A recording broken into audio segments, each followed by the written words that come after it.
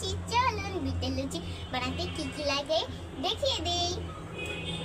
এই যে প্রথমেই লাগবে বিটের রস, তারপরে হলো ময়দা, তারপরে হলো তেল, তারপরে হলো পানি, তারপরে হলো লবণ।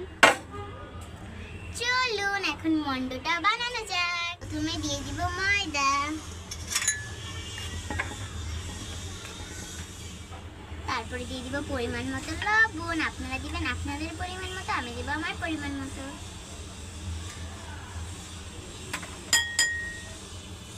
তারপরে দিয়ে দিব তেল,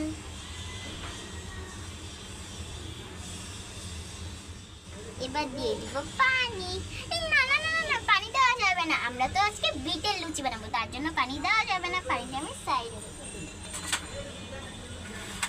তারপরে দিয়ে দিব বিটের রস, একটু দিয়ে দিলাম। এবার মেখে নিব। হাতটা কিন্তু ভালো করে ধুয়ে নিতে হবে, আমি কিন্তু ধুয়ে নিয়েছি।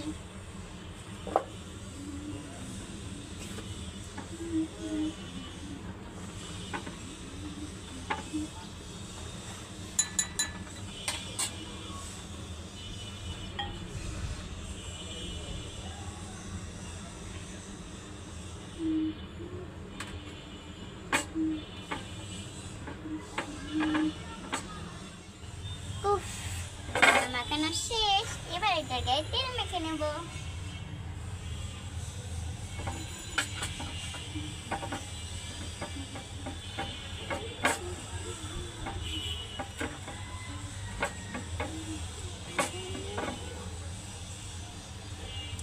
তারপর একটা কাপড় দিয়ে ঢেকে নেব।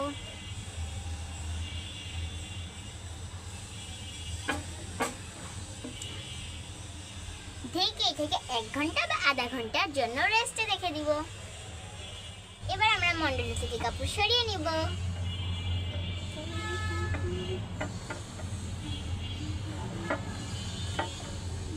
এবার আমাদের লুচিটা বানাতে হবে, তার জন্য আমি ভেঙে নিয়ে নিচ্ছি। সরি এই যে এখন আটাটা রাখবো, রেখে এমন করে নিতে হবে।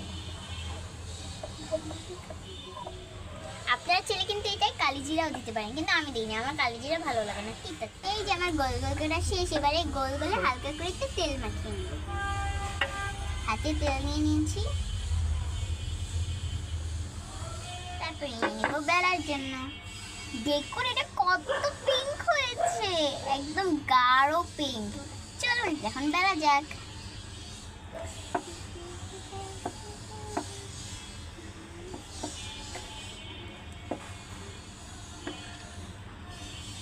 এগুলোকে কিন্তু আমরা বেশি বড় বা ছোটও করবো না, মাঝারি সাইজের রাখবো।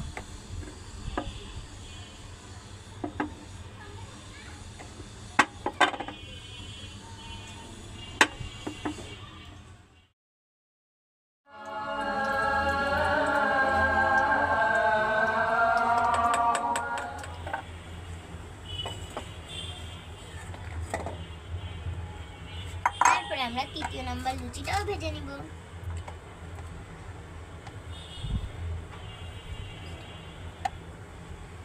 এক এক করে আমরা সবগুলো লুচি ভেজে নিব।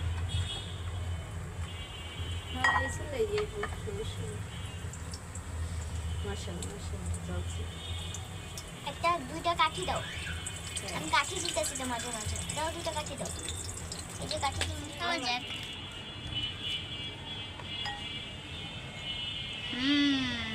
অনেক ইয়াম্মি হবে মনে হয়।